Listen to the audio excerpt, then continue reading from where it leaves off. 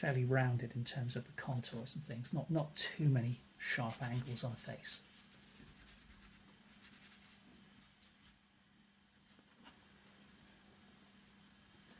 And then, although my original plan was to leave these bits light, they're a little too stark, I think. So I'm going to add a bit more white to what is left of this colour on the palette, and we'll just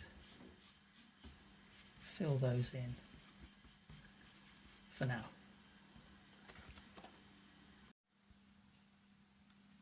Okay, so next I'm going to start to work on the shadow areas of the face, and to do this what I'm going to do is I'm actually going to leave that there on the palette because I might need that later, but I'm just going to pick up some alizarin crimson and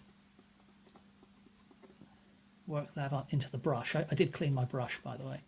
I've put in some French ultramarine blue, and then we'll grab a little bit of the cad yellow. That's a pretty good start. I think it might be a bit too dark. So we'll grab a little touch of white, and that's okay. That's starting to get there. So that's what I would call a light shadow color, but it's a little more reddish than what I've been doing before. So it's going to add a little bit more warmth to the face. Again, I'll just spray the surface of the painting with water, a little spritz onto the paint on the palette as well, and I'll start to introduce what I would call the lighter dark shadows. Okay, so there's a bit there to the right of the eye, and then that kind of extends down a little bit. Now this colour is closer than the colour I've currently got for the eyebrow, so it's not the correct colour, but while I've got it on the brush, let's put that in. And I deliberately left that little gap there because there's a lighter area of the brow at that point. So what I try to do is kind of look ahead a little bit and think, well, if I can save myself a bit of time, then, you know, or a few brush strokes, why not do so? Now this is pretty dark. Now because I sprayed the surface of the painting before we started applying this light shadow colour, I'm getting some automatic mixing and a slight lightening of that colour, which is appropriate for what I want here. This part of the hair is quite dark. Again, it's not really the right colour, but thinking tonally for the most part at this stage. Down on the right hand side of the jaw, there's some quite strong shadow. So, when somebody hasn't completely shaved, or they've got a bit of stubble or a light beard or whatever, it does add a little bit of complexity to proceedings. So the way I tend to treat it is to, as mentioned earlier, I tend to squint and just look at it as an area of shadow of a particular colour. So I don't worry about the fact it's stubble at this stage. And then when I come to being closer to finishing the painting, if I need to add a little bit of dry brush over the top of the tonal work that I've done to create some surface texture, which helps make it more convincing as stubble, then I can normally do that reasonably quickly at the end. But we want to, in general, it's best to avoid the trap of trying to depict a particular thing. You're better off just looking at the shapes.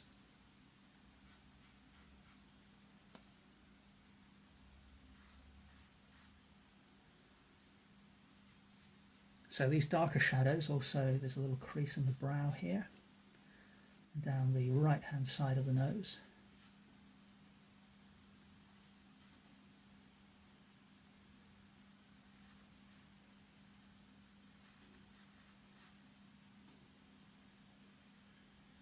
Now the brush, I'm still using this 1-inch flat brush, and it's pretty adaptable, but I do have to be careful.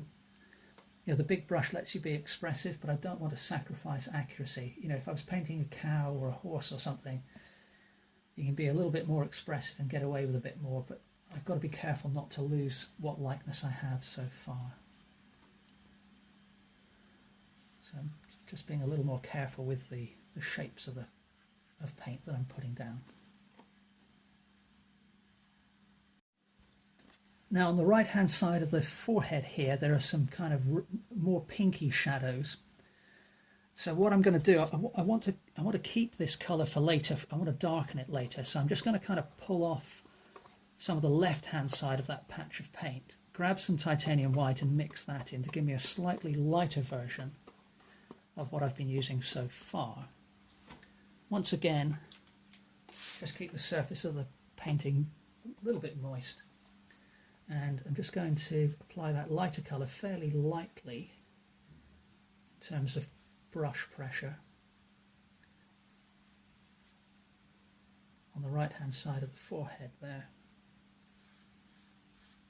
down here on the under the cheekbone I should say.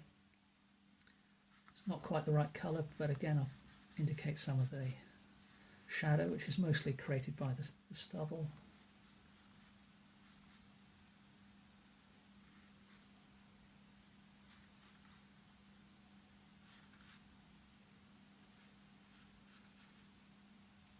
There's a bit of shadow up under the hairline as well.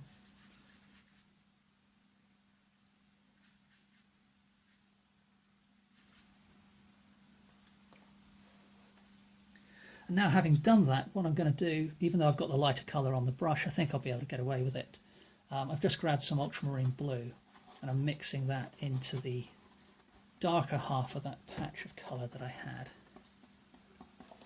And so what I'm going to do is use that to strengthen the shadow in there under the collar, under this part of the jawline. That brush stroke went a little errant, but you know, I'll live with that for now. It's very dark here, and although it's the wrong colour for the hair, I can use that dark shadow colour to